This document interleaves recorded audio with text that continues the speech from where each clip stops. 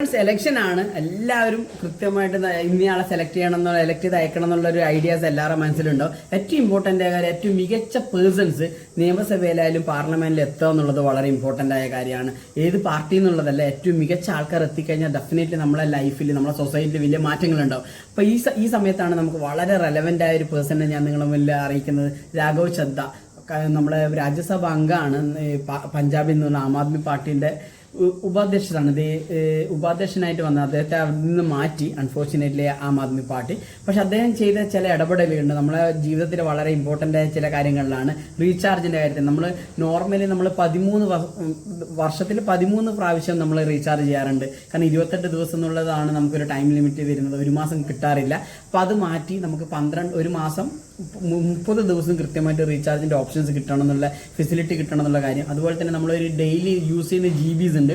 അത് നമ്മൾ അഥവാ യൂസ് ചെയ്യുന്നില്ലെങ്കിൽ അടുത്ത ദിവസത്തേക്ക് ക്യാരി ഫോർവേഡ് ആണ്. കാരണം ഓൾറെഡി നമ്മൾ പെയ്ഡ് ചെയ്തതാണ്. അപ്പം മുഴുവൻ പൈസ അടച്ച ഒരാൾക്ക് അത് മുഴുവനായിട്ട് ഉപയോഗിക്കാനുള്ള ഓപ്പർച്യൂണിറ്റി കിട്ടാതിരിക്കുന്നത് അതും അദ്ദേഹത്തിന്റെ ഇടപെടലോടെ നമുക്ക് വേണ്ടിയിട്ട് ഗവൺമെന്റ് അത് സാങ്ഷൻ ചെയ്തിട്ടുണ്ടെന്നാണ് അറിയുന്നത്.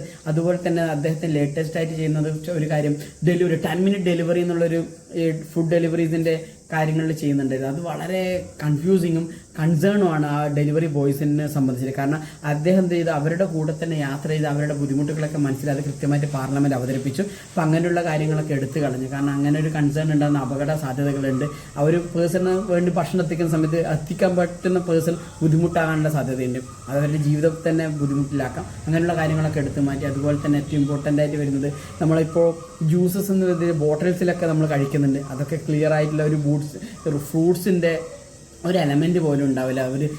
വെറും ഒരു ഷുഗർ മാത്രമുള്ള ഒരു പഞ്ചസാര വെള്ളം മാത്രമാണ്. അപ്പം അതിനെ വെച്ചുള്ള അദ്ദേഹം കൃത്യമായിട്ട് പാർലമെന്റ് അവതരിപ്പിച്ചിട്ടുണ്ട്. ഇങ്ങനെയുള്ള ഏറ്റവും മികച്ച കുറെ പാർലമെന്റേറിയനെ നമുക്ക് കിട്ടണം. അതുപോലെ തന്നെ നമ്മൾ ഇലക്ഷന്റെ സമയത്ത് ഏറ്റവും മികച്ച ആളെ തിരഞ്ഞെടുക്കുക എന്നുള്ളതാണ്. താങ്ക് യു ഫോർ നമുക്ക് വേണ്ടി ഇടപെട്ട രാഘവ് ചദ്ദ എന്ന ഒരു നമ്മളെ പാർലമെന്റിന് വേണ്ടി നമ്മൾ താങ്ക്സ് അറിയിക്കണം. Thank you so much.